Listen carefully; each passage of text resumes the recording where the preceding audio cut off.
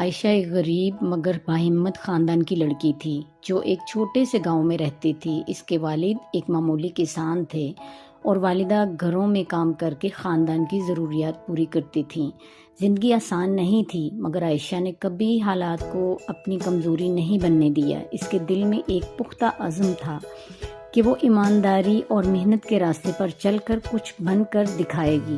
وہ روزانہ فجر سے پہلے اٹھتی، گھر کے کاموں میں ماں کی مدد کرتی، پھر کئی کلومیٹر کا سفر پیدل طے کر کے اسکول جاتی۔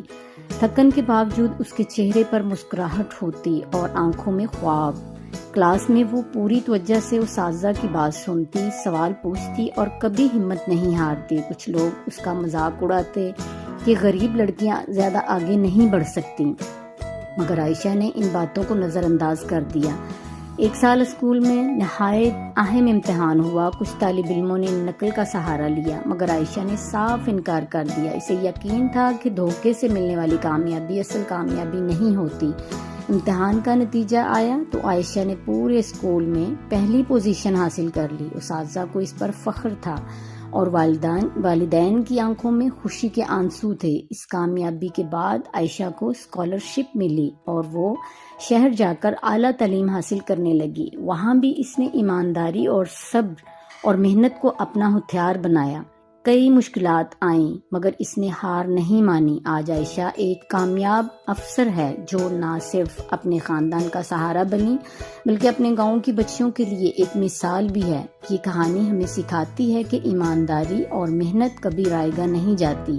اگر نیت صاف اور ارادے مضبوط ہوں تو کامیابی ضرور انسان کے قدم چومتی ہے۔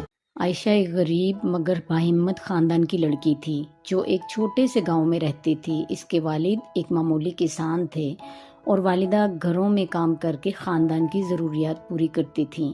زندگی آسان نہیں تھی مگر عائشہ نے کبھی حالات کو اپنی کمزوری نہیں بننے دیا۔ اس کے دل میں ایک پختہ عزم تھا کہ وہ ایمانداری اور محنت کے راستے پر چل کر کچھ بن کر دکھائے گی۔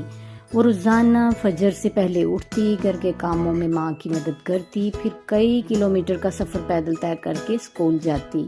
تھکن کے باوجود اس کے چہرے پر مسکراہٹ ہوتی اور آنکھوں میں خواب۔